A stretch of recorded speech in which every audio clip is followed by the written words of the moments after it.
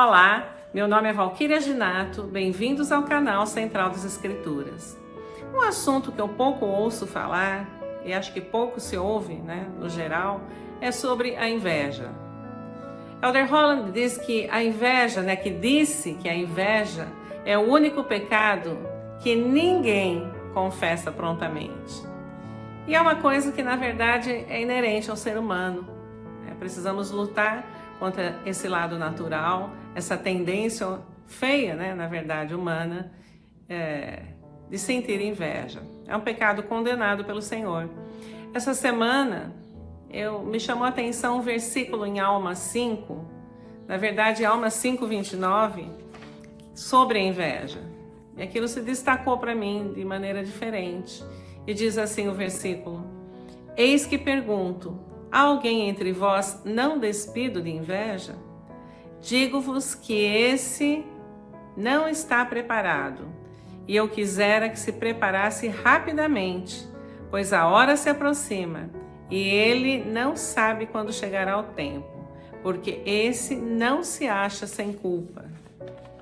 Como isso é uma coisa inerente ao ser humano, precisa ser vencido, precisa existir uma luta constante, contra essa fraqueza. O dicionário dá uma definição até forte sobre a inveja, Então, tem duas definições, A inveja é o desgosto provocado pela felicidade ou prosperidade alheia. Um desgosto provocado pelo sucesso e alegria do outro. Ou, uma segunda definição, é um desejo irrefreável de possuir ou gozar o que é de outrem. O Senhor nos alerta constantemente, nas Escrituras, se a gente procurar, vamos ver alertas e avisos contra esse pecado, exortações. O Elder Holland, ele fala o seguinte: quando os outros parecem crescer à nossa vista, pensamos que por isso estamos menores. Assim, infelizmente, agimos de maneira menos digna.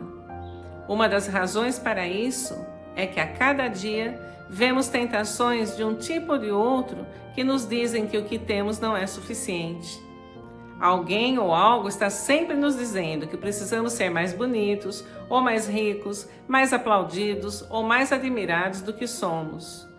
Somos bombardeados com a mensagem de que fomos pesados na balança das coisas do mundo e foi determinado que estamos em falta.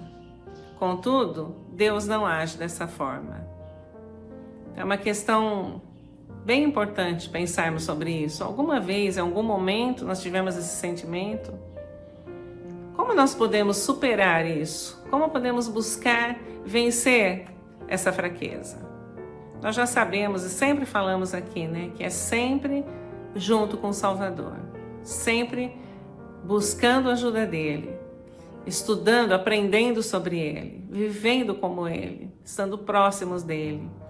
Esse no lado espiritual que é a chave, do nosso sucesso nessa vida. Mas existem também na ciência algumas estratégias, algumas maneiras, de nós trabalharmos essa fraqueza. Existe uma teoria chamada teoria da comparação social.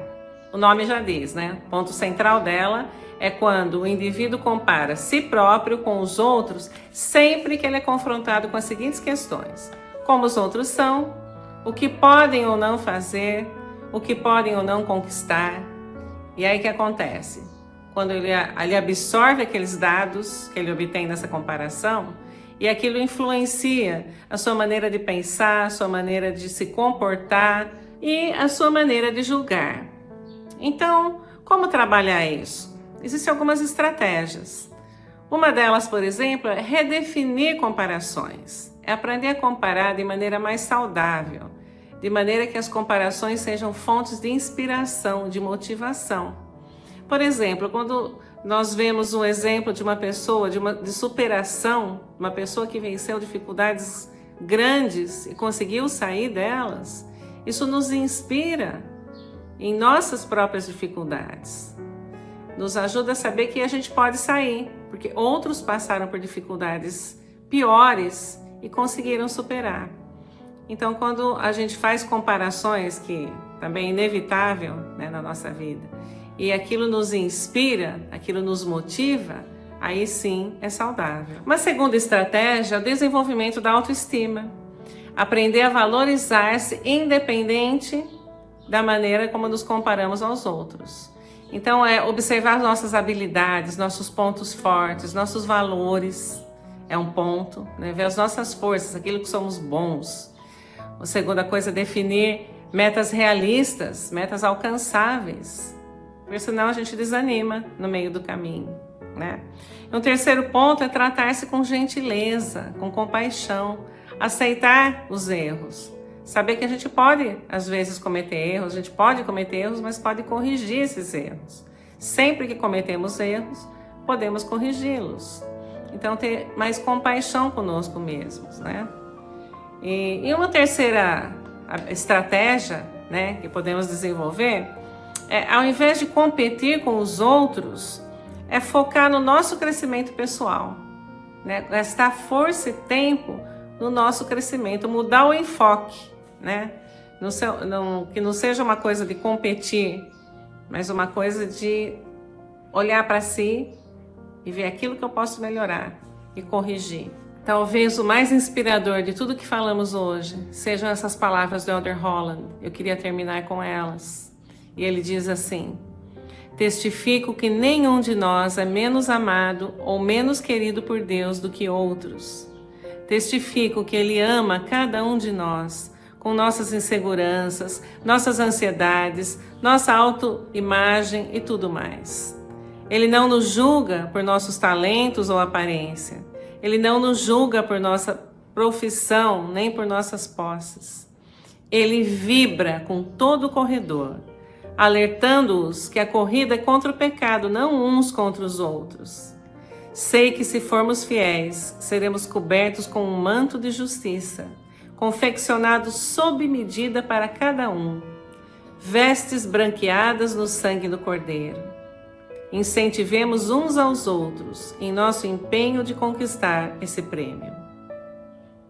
Avante, irmãos, avante para a vitória.